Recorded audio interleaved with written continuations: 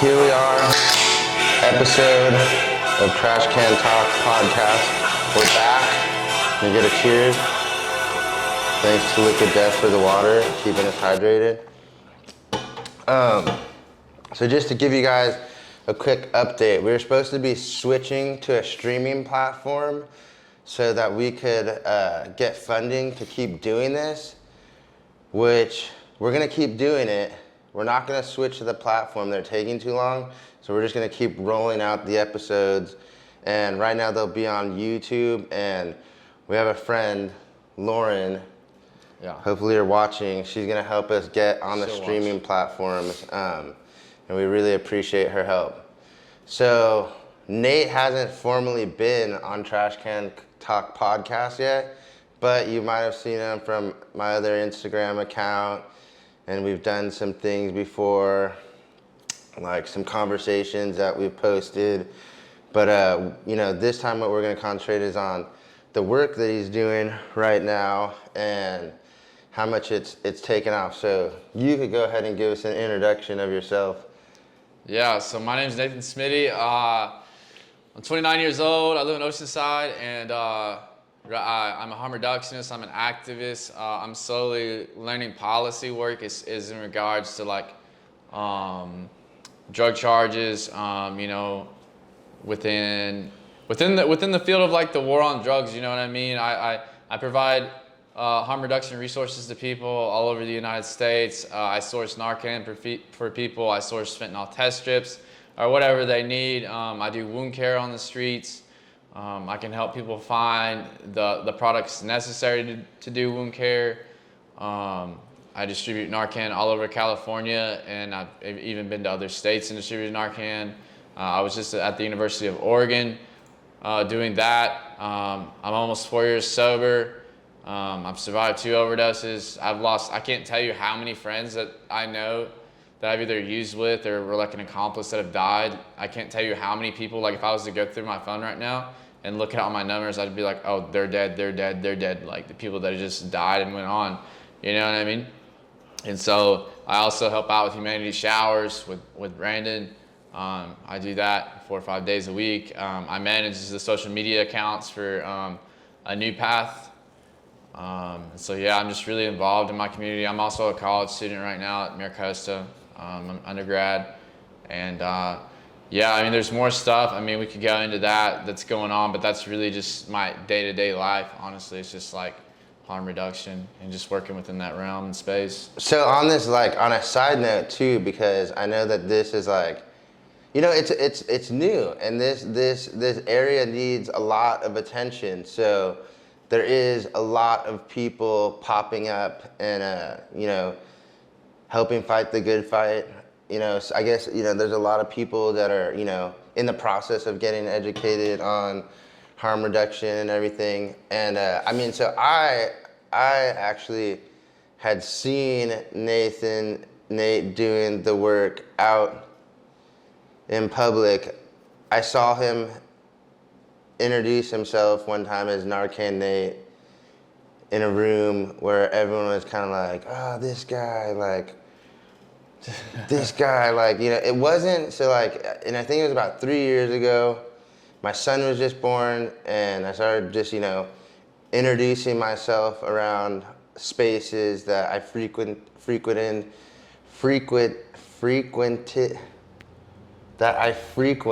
Los Angeles, trying to like create the same community and safety net that I had there. So I saw Smitty out there introducing himself as Narcan Nate, and I don't think people gravitated towards it kindly in the beginning, just from like my observation. But like I said, that was 3 years ago. Now I feel like you hear about an overdose at least once a week. Like even if you're not in the world of like addiction and doing this homeless outreach, like my girlfriend is a normie, and I was just thinking about this. This is the craziest thing. So like I've been dealing with a lot of death and overdose, but when I was using, which it's gonna almost be about 5 years ago, was the last time I was out running and gunning in the streets using on a daily basis. But I didn't hear. It still was like a month apart. I was thinking about it, and I was like, we would get like a death a year about 8 years ago, like in our little circle of people who used, like, savages. You know what I mean? Like, I didn't hang out with the people who like dabble on the weekend or like hit the foil here and there. I mean, these are people every day, whatever is in their pocket, they spend it all on drugs, and then when they run out of the money in their pocket and the drugs, they steal and they get more drugs, and they just do whatever they can to get as much drugs as they can every single day. And like I said, I still didn't, it was like once a year, you'd be like, oh, Andy passed away. Did you hear about that? Oh my God, no way. Like, well, yeah, he used all the time. Now it's just like, you're like, oh, my neighbor just overdosed from fentanyl. So like, also too, almost since like, we started working together, because when I met Nate, I immediately was like, oh shit, you've been doing this a long time. You need to like have your own platform, because you're more knowledgeable on it than a lot of other people.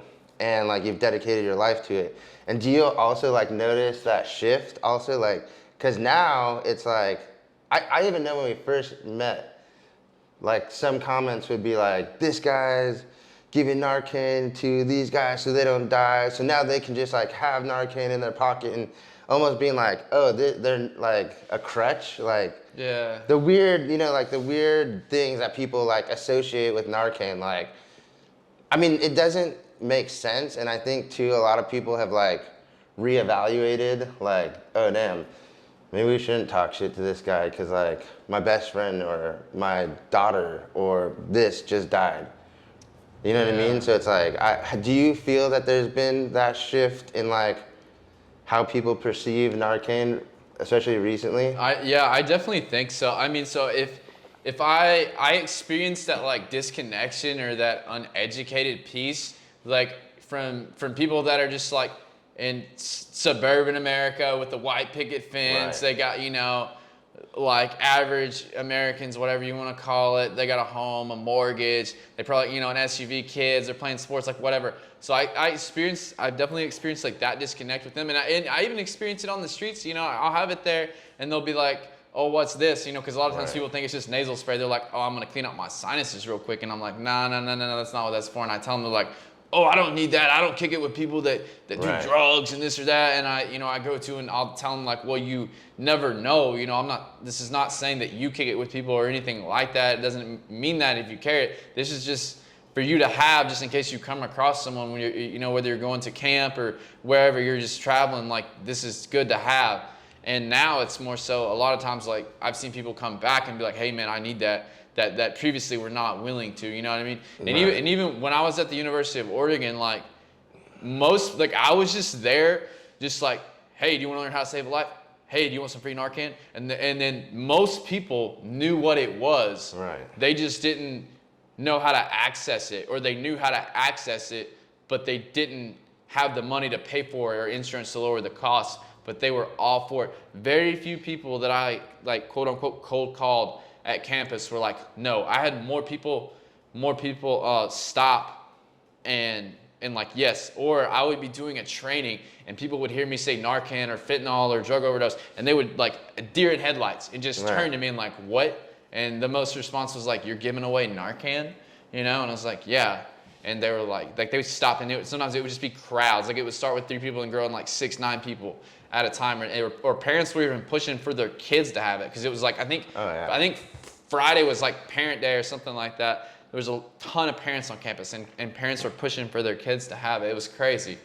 I'd never experienced really anything like that. And so like, also, I can't even remember, like, but just to like give people like a timeline, I feel like it, like, what would it, I mean, can you even pull up your like your first post about that we made for you? Because it's you and I. Yeah. It was in August of last year. So August of last year was the first post that we made for Nate, and so the August. Now, since that post in August, name off every single thing that you've done, training. You know what I mean? Because like I really want to give the people an idea that are watching this of like, you know, once you made people aware of how much knowledge you have, all the things that you've done.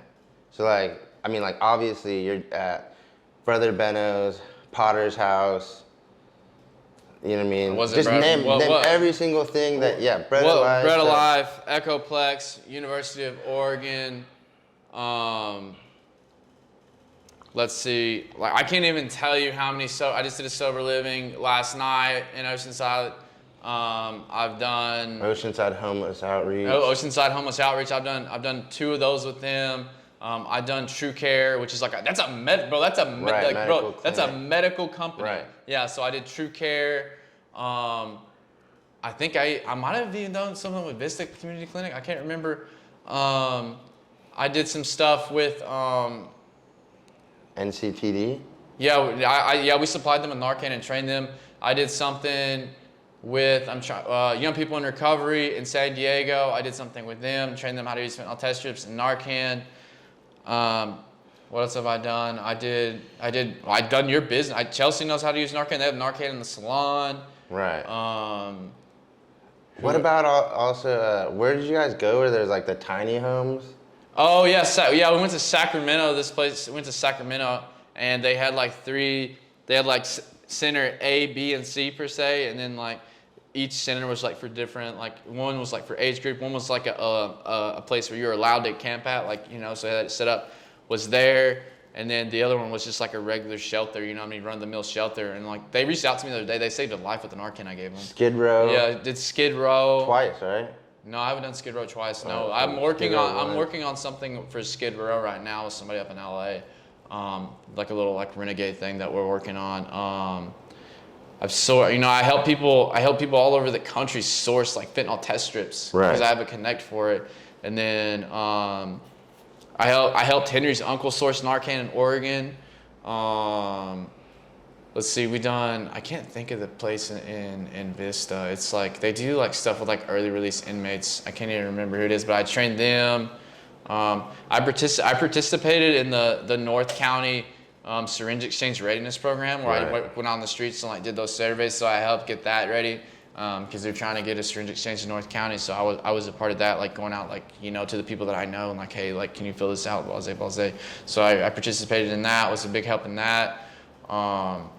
I'm working with the University of South. I can't go into details on this, but I'm working with the University of South Dakota on a project right now. I can't really give any details on that, but I'm doing that right now. And then where else did I go, man? I'm trying to think. Life is so busy right now. Right.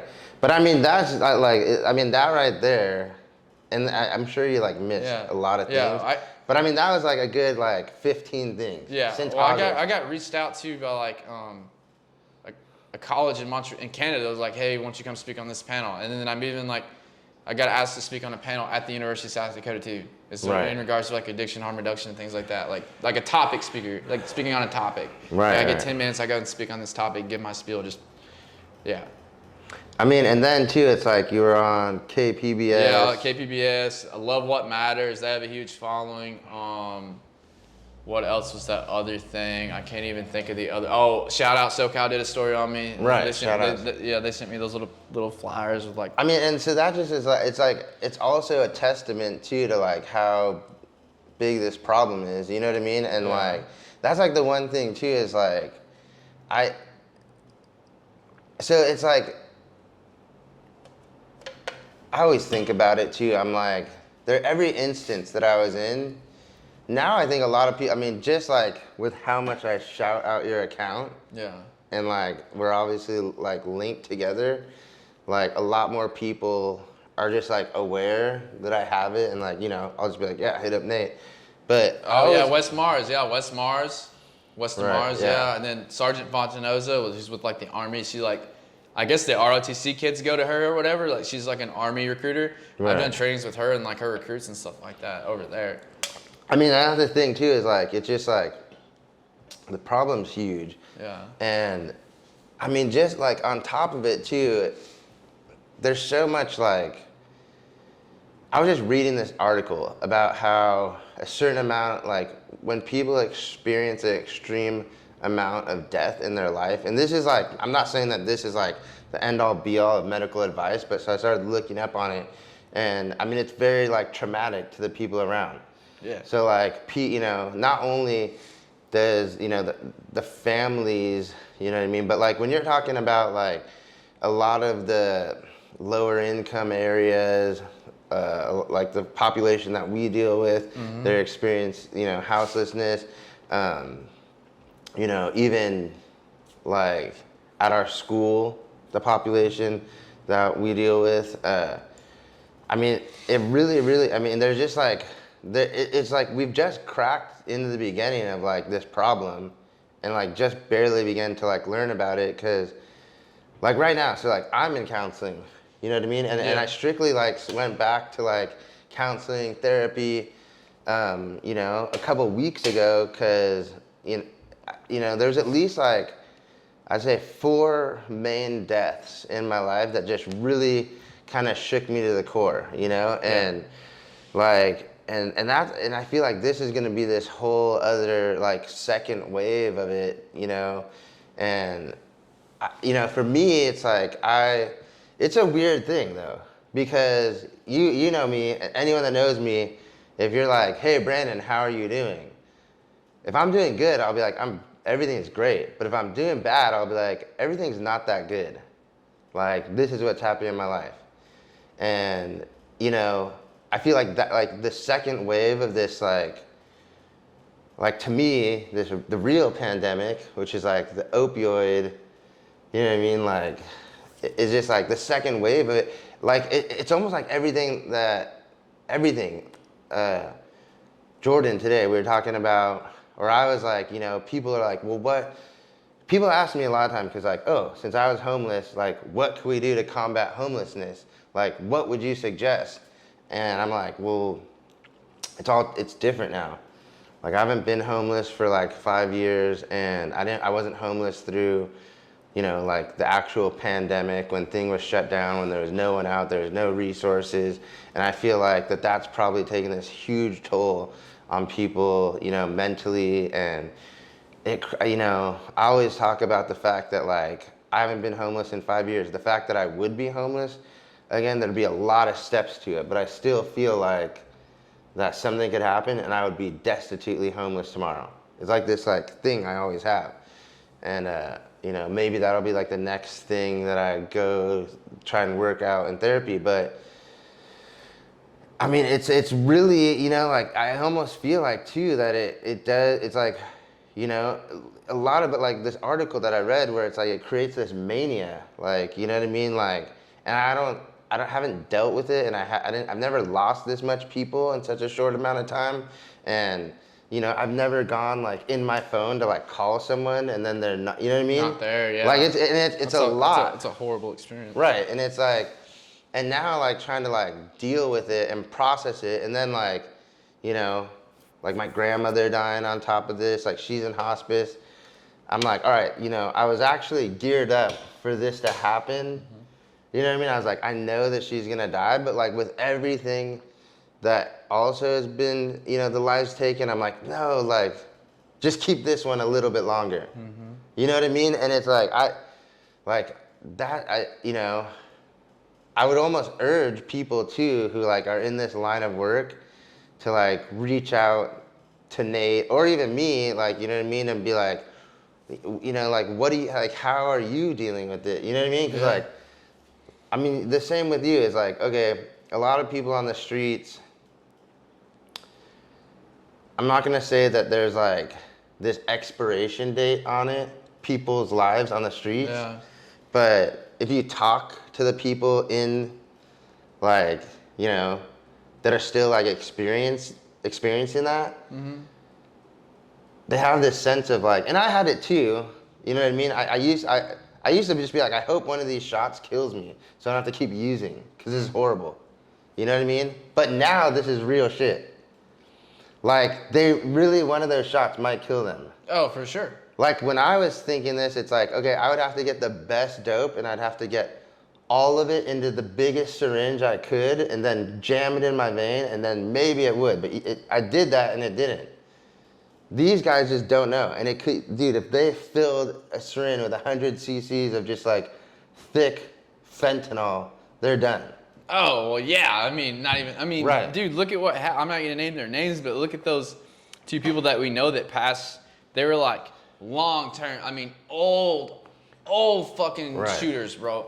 Right. And they know the deal. Like, they know to test. They know to keep Narcan. They know to go slow. They know to, like, one person does their shot and the other one waits to see what happens. And they didn't practice, like, the basic principles that we tell them, you know what I mean? Which is, you know, I get it, we're human, we're fallible. But their meth had fucking fentanyl in it, bro, and they fucking died on the same bed. You know what I mean? And they know, and a lot of these, like, old heads have, like, died because of just the fentanyl stuff. Like, they're not around anymore. See, I would be like, yeah, with me, I mean, because, like, no matter what, even, like, and this, I feel, is like an old school, like, the old school junkies would know this, but any junkie, like, gets it. But if you're, like, an old school shooter, it's like, hey, that guy just died from that batch.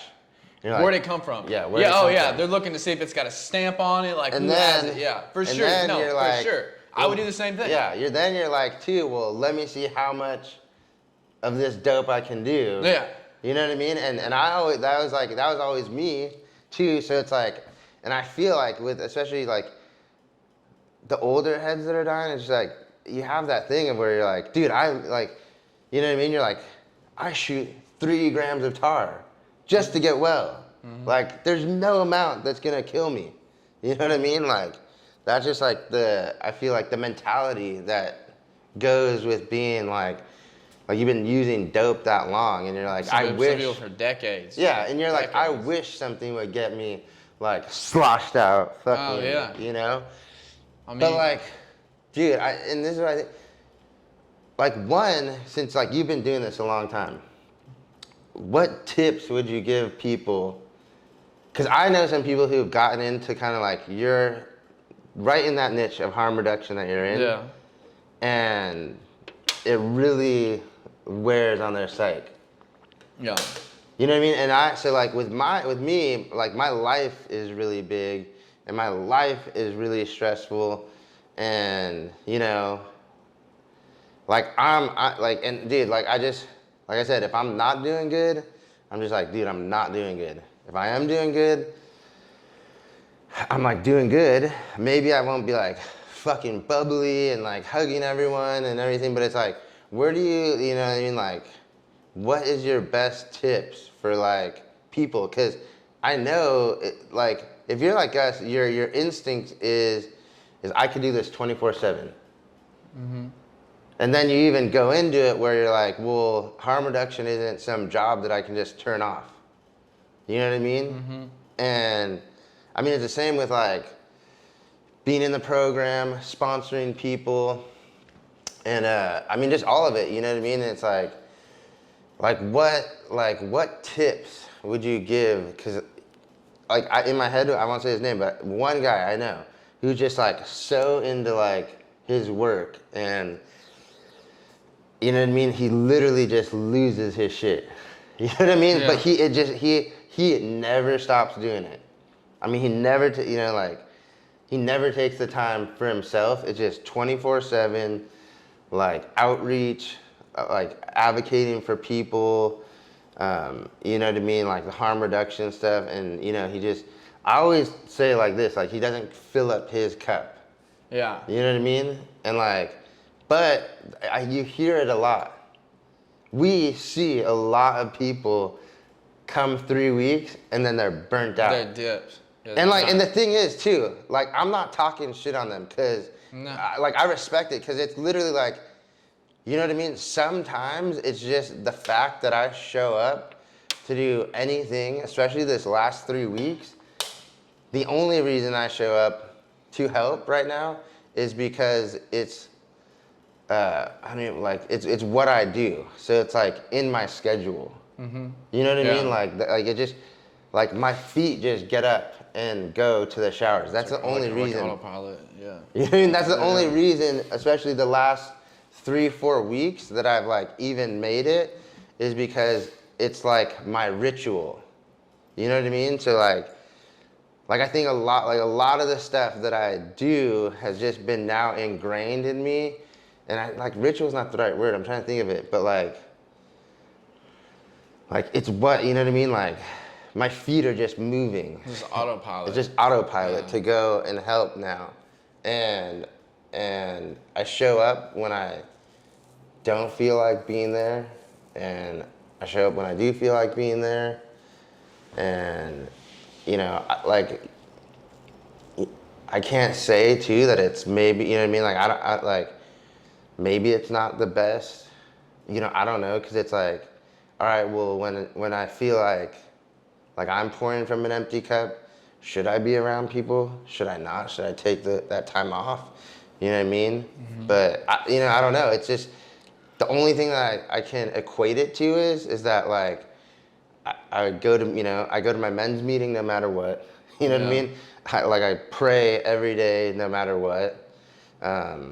Like meditation, that it used to be an everyday thing. It's like fallen off, but it's there. Like it still happens at least 3 or 4 times a week. So I took a yoga class too to like basically keep me in that practice and learn new practices. But yeah, I mean like, so just as much as like anyone who's watching, you know, I'm asking the same question of like, how do you keep yourself, I guess, like the full, you're not pouring from an empty cup? Yeah, I mean, I think a lot of, like, I mean, I definitely, like, I still pray every day, like, multiple times a day. And I think it's, like, I think a lot of it is just, like, learning not to take stuff personal out there and like, you know, because I try to assume that people out there are having the worst possible day of their lives. Right. You know what I mean? And so if they come at me sideways or say something, or if they have an attitude, or they're just shitty, you know what I mean? Just shitty. Right. Like I understand, like I get it, and I also know that I get to go home at the end of the day. Like like this outreach that I'm doing in this moment is temporary. You know what I mean? Like I'm gonna get to go home. I'm gonna get to go to my bed. I'm gonna get to take a hot shower. I'm gonna brush my teeth. Like I have every single thing that I need to survive, and then honestly to flourish. You know. And I honestly don't take things personal. Like I still go to meetings. I have a sponsee. You know, I do things that feel like I try to work out. Like I've not had the chance to work out like I usually do, but when life is normal, that's not so big. Yeah. When life is normal, like I will work out for at least 45 minutes to an hour and 15 minutes a day. You know what I mean? Because that's something like it gives me, it provides dopamine and serotonin for my body. It makes me feel good about myself. You know, it's like when I go to the gym, I turn my notifications off. Like I'm not talking to you. I'm not answering your texts. I'm not, like it has to be an absolute emergency for me to text you back. Like I don't want to deal with you. Like it's nothing personal, but like it's my time. It's my space. And I've been trying to like really balance my life because I'm just like such a go person. You know what I mean? So I try to, even within this, like it's heavy. Like people are messaging me, telling me that their nephew just died. They found him on the bed. He's 16 years old, like reaching out to me. And then people are like reaching out, like their daughter's getting high, their son's getting high, they need Narcan. Like it's just a nonstop thing. And then like on top of everything that I'm doing, you know, so people like want a lot of my time and my energy and stuff like that. So it's like, if I don't, like the cup thing is it's a great comparison. Like like if I don't have it to give, I'm running on empty. Like there's nothing I can do for you, and nobody wants you around if you're gonna be a complete shithead. And trust me, like there is days where I like the old me comes out. Because I guess they think like, because we're doing this service to them, they like don't think that we've ever been in their shoes, and they like people think we're a doormat or something like that, and then my ego, my pride gets out, and I want to punch people in the fucking throat. Like swear, like it's like I'm not exempt from that feeling. Like you know what I mean? Like they get me, and I have to walk away. Like for sure happens, absolutely happens. You know what I mean? Because I just don't appreciate things like that. Like some people. Oh yeah, it's like the thing where you're kind of like. I gauge it like a speaker that peaks. Yeah. You know what I mean? And I'm like, it's like peaking, and I'm like, it's like going, like you're bringing me right past the old me. Yeah. But then I'm coming back down. But then you're bringing me right. So what do you think? You know what I mean? Could be some like serious, solid solutions to combat this problem that we have. I mean, I feel like to me, it's like this is just it's a big problem. You know, like I don't even look at it like some like economic or socially impacted you know what I mean? Like it's not one of those things where like, oh, these guys over here have the problem. This is just getting bigger and bigger. What like solutions? Like what you see, like what you know, like what we've seen working right now on a very grassroots level. Like I'm gonna speak on Nate's behalf, but we've seen working on a grassroots level, and what I've seen from him is every week the amount of lives getting saved is getting bigger and bigger. Yeah. Just on your little list. Yeah, my little clipboard. Yeah. Your little clipboard. Yeah. So solutions as to like what could combat this problem. All right.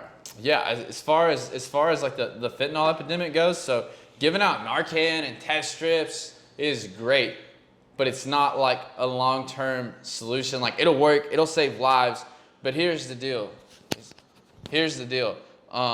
People have endeavored in substance use since the beginning of time, okay? Like since before there was ever a record, right? And like we will always continue to endeavor in substance use because we're curious creatures, you know what I mean? Right. And so like America's solution to that is the war on drugs. It's been going on for over 50 years, spent trillions of dollars, incarcerated so many fucking people. We spend billions of dollars a year in incarceration. Okay, it's never fucking worked. Like when you jail the drug dealer, another drug dealer comes on the scene, takes his place. Like it's never eradicated the drugs, the system, deterred drug dealers, deterred crime for profit. It's never deterred any of that shit. Right. Ever, ever, ever, ever. And so if you want to like ultimately the solution for all of that, the deaths, the crime for profit, all of that is legalizing all drugs and a regulated supply, okay, that'll stop crime for profit, they'll have a regulated supply so people don't know what they're buying, safe injection sites. To my knowledge, no one has ever died in the history of ever at a safe injection site, okay? So people get a regulated supply, they're not going and buying coke and it's got fucking fentanyl in it and they're dying, right. You know what I mean? They're not doing a shot of meth and dying because it's got fentanyl in it because they don't know, you know what I mean? Like that's the only way that we're gonna see like way better results than just the Narcan and the test strips. You know, it's just great. It's fucking great. Like I give it out every day. Like I fucking live for this shit. You know what I mean? I'm all for giving out needles and shit and pipes and all that shit, but we need a regulated drug supply. The war on drugs is a complete and absolute failure. It's racially, systemically based. It causes recidivism. We both know this. We both study this. It's fucking. I also personally think it's a war against the human mind. It's a war against our consciousness because we're just curious fucking creatures. Human beings have always endeavored in drug use and substance use. I'm sorry, and we always will because we're just curious. It's our nature. Right. It's our nature. You know what I mean? It's what we do. And I think so. Like, I mean, you're like, I'm gonna reel it back in. So, what I've seen work, and this is, I mean, in my opinion, what I see work is this: is you distributing Narcan gives you the opportunity to have an open dialogue with the person receiving it. Yeah, regardless for sure. if they feel the need to use it. And I've seen actually too the people that have come up and they're like, oh no, I don't need this. Yeah. To coming back the next week being like, actually, I just watched this guy die. Yeah. Let me throw 2 of those in my bags. How do I use this? So boom.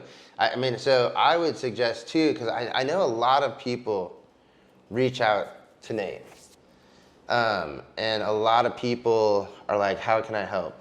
Yeah. And in my opinion too, especially you guys watching this who are in the program, I've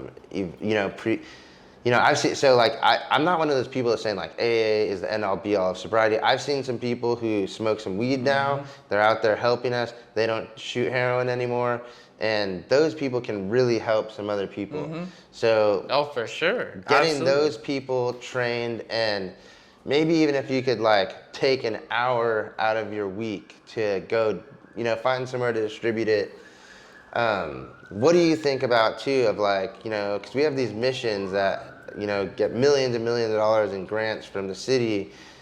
I feel like they should be trained in distributing, you know what I mean? Like to just broaden that horizon, or do you not think that's like a good place to put it? No, I think it's a great place. I mean, honestly, if they where we're at usually a couple days a week, like they would definitely hit more people if they had it there as they come through for food or whatever, you know what I mean? Because a lot of those people that go through the breakfast line or whatever, that get food, they could literally put a table out there, just like as they walk through the line, they could see it, they could grab it, whatever, sign up, boom, boom, boom, takes like a minute. And that would reach more people because a lot of those people don't come over to where I'm at, you know what I mean? And so I know, you asked me that question earlier, I didn't think of, but I know of one spot, I just helped them. They're about to submit their NDP application, and they're gonna have it at the shelter, like distribute it, have it in their programs or sober living. They have like 75 different programs, okay? And they're gonna distribute it, and they have a clinic, and so you know anybody can come to the clinic and get it too. And so, and what an NDP application is, it's the Narcan distribution program. Like I help that program navigate that process, fill out all the paperwork, how to word it and stuff like that, like what you need to put on there, what they want to see when they review your application. And so that's how you get, that process is how you get your standing order, then you go through with the supplier, you get the Narcan. So that's what I help them do. So I can help programs do that. It's something else I do. I didn't mention it earlier when you were asking me all those questions, but like that's what I've been navigating them doing. Yeah, and that's another thing too, because we have some we have some like really active people in our community that own some clothing stores around here that I could think of, some bakeries. I mean, almost, because I feel like it's like we have to start at this very grassroots level of where like then people are like, well, hey, every single local coffee shop is now you know participating in this. That would help. That would help tremendously. Like if so I want businesses to like have Narcan and or test strips, and so if business, bars, bars, nightclubs, gentlemen's clubs, things like that, like smoke shops, like whatever, you know, whatever your tattoo shops, like whatever. So if like local people that I knew or know of me, if they like took the initiative to stick their neck out there, you know what I mean? Because most people won't stick their neck out because they're like, oh, I don't want to get sued. You know, if someone dies in my bar or my restaurant, I don't want people to think like I support drug users. You know, and it's not saying any of that, like that's a stigma shit. It's not saying any of that. You're just saying if someone fucking overdoses in your venue, you're ready to save their fucking life. You know what I mean? Because if someone dies in your bar, okay, there's a body in your bar, everybody's fucking leaving, you're losing money, your restaurant's shut down for the day, and then you've got a fucking crime scene, whatever. You know what I mean? Like that like doesn't make fucking sense in my head, and that's just the stigma of it. You know what I mean? So you're not doing any of that. You're just saying, hey, it's like, I mean, that's like essentially like there's the pillars of harm reduction, stuff like that. We don't have time to get into that, but it's essentially saying like, you know, we understand for better or worse, people are going to endeavor in substance use, and we just want them to use safely and live and have a prosperous life. So you're not doing any of that. You're just saying that you know people are going to endeavor in substances and you want them to fucking live and not die. That's all you're doing. That's it. Bare minimum. Like, So, I mean, everything we're going to put down here below of how to contact Nate, how you can support him, the GoFundMe, all that stuff. I'll put all those links down in the YouTube. And thank you for joining us. And we'll see you on the next episode. We have merch too now, and I'll put the link.